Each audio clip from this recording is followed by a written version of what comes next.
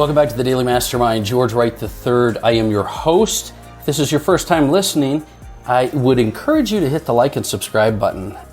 We want to provide you with a daily dose of inspiration, motivation, and education so that you can create your ultimate destiny and create the best version of yourself. And today I want to give you a little sample from one of my mentors. Let's talk about getting motivation from the mentors of the mentors. And that's something that absolutely T Harv Eker can say. You know, T Harv Eker, I met him a while back. We've done a lot of events and things together. He was one of my mentors. And he talks today about creating action and how your actions are that bridge between your inner world and your outer world. But I love how he explains it. I love how he talks about it. One of the things I learned a long time ago is all of the strategies in the world are not going to do you any good if you can't get that inner game handled. If you can't build the world that you want on the inside, then you're not going to build it on the outside. So listen to what Harv has to say. I really think this is some great words of wisdom, and I will look forward to talking with you tomorrow. Have a great day. All right, this one is really, really important.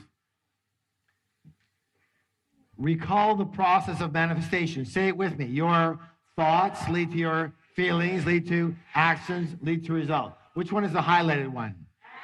Action. How many people agree to succeed in the real world, you have to take what? Let's see if that's true. Why is that? Thoughts and feelings, are they part of the inner world or part of the outer world? Inner world, thank you. Results, part of the inner world or part of the outer world? Outer world. And therefore, action becomes the what? The bridge between the inner world and the outer world. Do you understand? So, you can think all you want about wealth and success. You can meditate. Listen, I've meditated for 25 years. But I've never been meditating there and had a bag of money drop on my head. I'm one of these unfortunate souls that actually has to do something in the real world to get any of the stuff. A lot of people are very kind and generous and wonderful, well-intentioned people. They just don't do anything. Or they don't do anything at a high enough level or take enough massive action to get anything done. They just talk about it, they think about it, they meditate it, but nothing actually happens in the physical world. And if you want physical money, you'll need to transfer into the physical realm from the mental, emotional, spiritual sides. And the way to transfer from those three invisible to the visible, from under the ground to above the ground, into the physical realm is through the process of action. True or true? That's why action is absolutely critical. Let me say this right now. My friends, listen closely. Listen closely. Are you listening? Yes. It is not necessary to try and get rid of fear in order to succeed. Rich and successful people have fear. Rich and successful people have doubts. Rich and successful people have worries. They just don't let those feelings stop them and take them out. Unsuccessful people have exactly the same feelings, but they let those feelings stop them, paralyze them into thinking, oh my God, what will happen now? And they're done. True or true? True. A lot of people believe that rich people don't have fear. That's ridiculous. Ridiculous. So, how many people agree we're creatures of habit? Yes? And therefore the secret is to practice. What's the word? Practice acting in spite of fear. Practice acting in spite of doubt. Practice acting in spite of worry. Practice acting in spite of inconvenience. Inconvenience. If your life is about convenience, you'll never be rich. Let me say this right now. It's not always convenient to do what it takes to get rich. And practice acting in spite of discomfort. It's the same thing, as I said earlier. I'm going to challenge you right now, as I do with all of my students. Are you willing? Are you willing? Yes. I want you to find uncomfortable situations and move into them. I want you to look for uncomfortable situations and get involved in them. And when something becomes uncomfortable for you, that's when you go into it. You understand that? Why? Because let me ask you a question. We talked about it earlier. When you're comfortable, you're in what zone? You're in your what? Your comfort zone. And in your comfort zone, are you growing or dying? You're going down. So you've got to get uncomfortable. Until you're uncomfortable, you're not growing. Are you willing?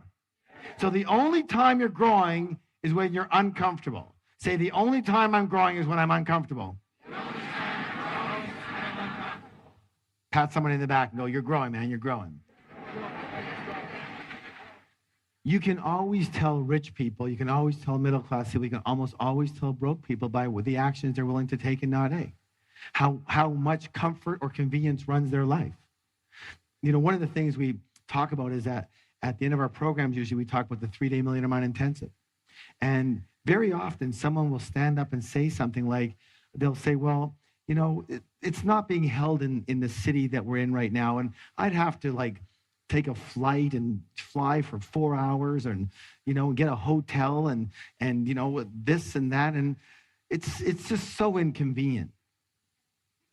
And I have 2 words. You're broke. You're broke. You have to be broke. If a 4-hour drive or a 4-hour flight or a 4-day flight is going to stop you from doing whatever it takes you have to do to succeed, then what else will stop you? Here's the easy answer. Anything. Anything will stop you. Why? Because you are a person that will be stopped. Now, you choose. Either you are a person that will be stopped or you are a person that will not be stopped. One or the other. And here's the thing. You have to train yourself to not be stopped. It's a practice. You have to train yourself to not be stopped. Because it's easy to be stopped. And most of us were unstoppable at one point, and then day 2 of our lives happened. And we got taught. We got what? To stop. For our safety. Supposedly. But we generalized it to everything. True or true? Look, you can throw my philosophy right out, but here's my philosophy. If it isn't going to kill you physically, do it.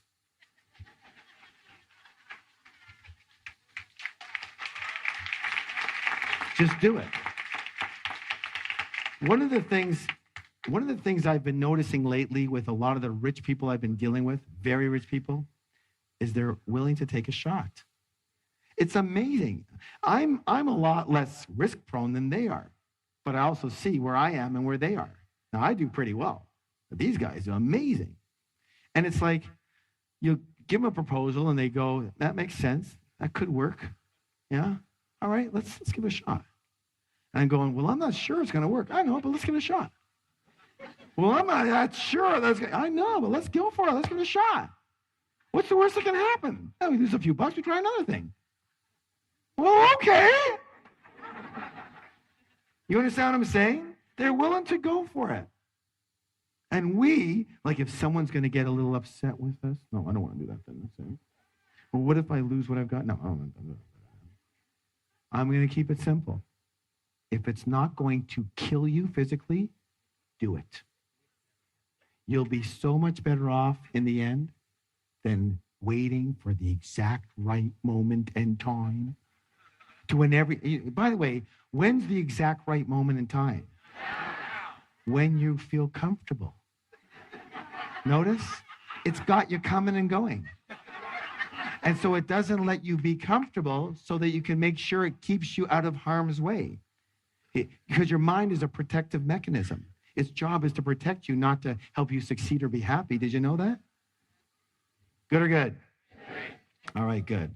So, please stand up for the declaration. One more here. I act in spite of fear. I act in spite of doubt. I act in spite of worry. I act in spite of inconvenience. I act in spite of discomfort. I act in spite of anything. Turn to somebody, give them a high five and say, you have a millionaire mind.